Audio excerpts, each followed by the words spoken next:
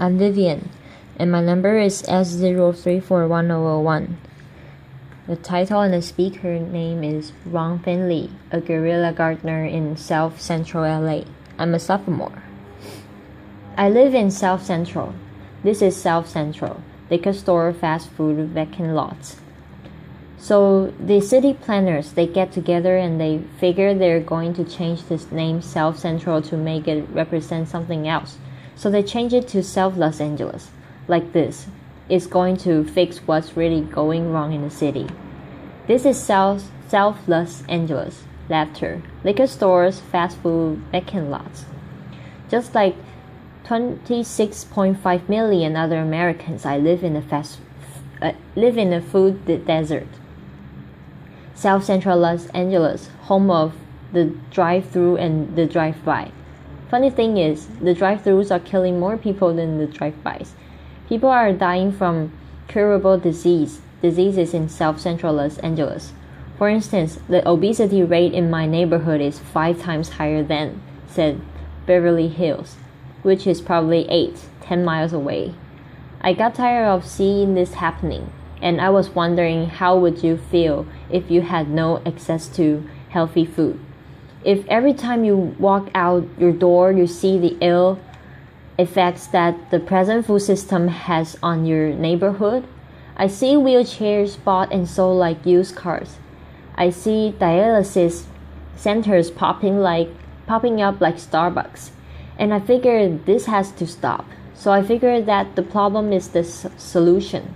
Food is the problem and food is the solution. Plus, I got tired of driving 45 minutes round trip to get an apple that wasn't impregnated with pesticides. So what I did, I planted a food forest in front of my house. It was on the strip of land that we call a parkway. It's 150 feet by 10 feet. Thing is, it's owned by the city, but you have to maintain it. So I'm like, cool, I can do whatever the hell I want, since it's my responsibility and I gotta maintain it. And this is how I decided to maintain it. So me and my group LA Green Grounds, we go together and we started planting my food forest, fruit trees, the whole 9 vegetables. What we do, we're a pay-it-forward kind of group, where it's composed of gardeners from all walks of life, from all over the city, and it's completely volunteer. And everything we do is free, and the garden, it was beautiful. And then somebody complained. The city came down on me and basically gave me a citation saying that I had to remove my garden, which this citation was turning into a warrant. And I'm like, come on, really? A warrant for planting food on a piece of land that you could care less about? Laughter. And I was like, cool, bring it. Because this time it wasn't coming up. So LA Times got a hold of it. Steve Lopez did a story on it and talked to the councilman. And one of the Green Grounds members, they put up a petition on change.org, and with 900 signatures, we're a success. We had a victory on our hands. My councilman even called in and said how they endorse and love what we're doing. I mean, come on, why wouldn't they? LA leads the United States in vacant lots that the city actually owns. They own 26 square miles of vacant lots. That's 20 central parks. That's enough space to plant 725 million tomato plants. Why in the hell would they not like this?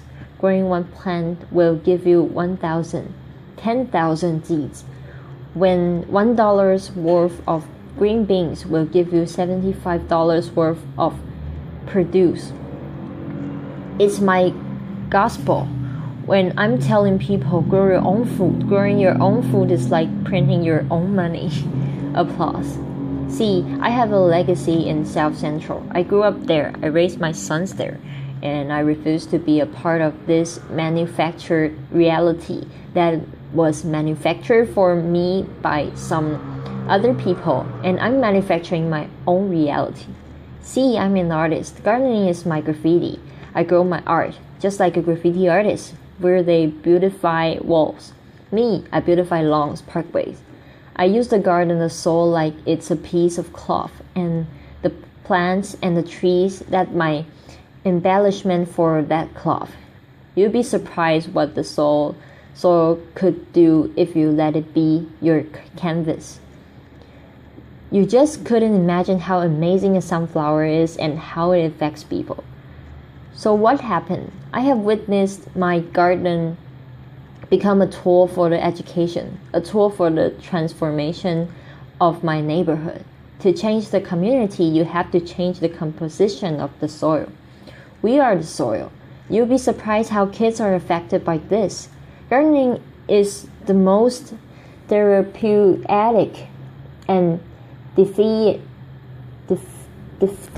defiant act you can do, especially in the inner city. Plus, you get strawberries. Laughter. I remember this time there was this mother and a daughter came. It was like 10:30 at night and they were in my yard. And I came out and they looked so ashamed. So I'm like, man, it's made me feel bad that they were there. And I told them, you don't have to do this like this. This is on the street for a reason. It made me feel ashamed to see people that were this close to me that were hungry, and this only reinforced why I do this. And people ask me, Finn, aren't you afraid people are going to steal your food? And I'm like, hell no, I ain't afraid they're going to steal it. That's why it's on the street. That's the whole idea. I want them to take it, but at the same time I want them to take back their health.